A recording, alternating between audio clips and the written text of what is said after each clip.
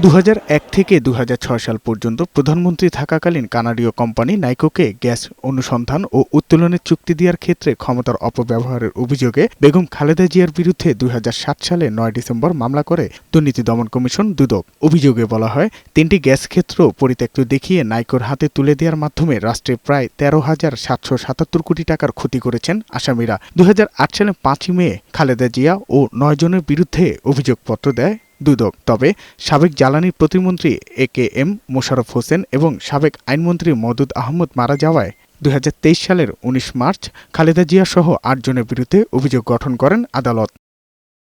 এ মামলায় 68 সাক্ষীর মধ্যে 39 জনের সাক্ষ্য গ্রহণ করেন আদালত।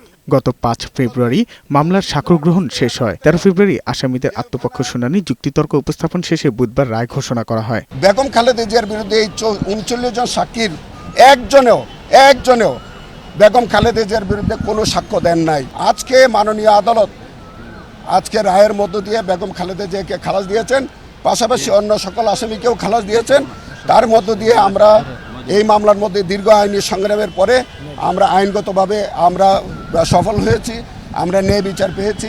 রায় আদালত তার পর্যবেক্ষণে জানায়, রাজনৈতিকভাবে হয়রানি করতে নাইকো দুর্নীতি মামলায় দায়ের করা হয়। আদালত এটা অবজারভেশন বলেছে যে দুর্নীতি যেটা হয়েছে সেটা শেখ হাসিনার আমলে হয়েছে, অথচ শেখ হাসিনা তার মামলাটি কোয়াশ করে তিনি অব্যাহতি নিয়ে গেছেন।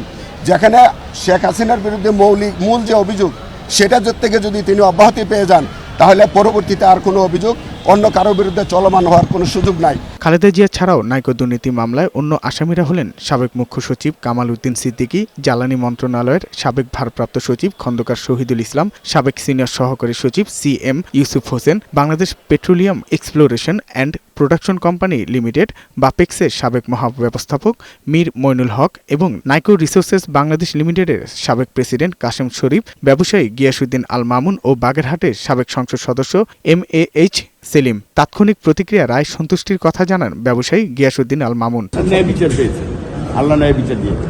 সাজ্জাদুর রহমান, বৈশাখী সংবাদ, ঢাকা।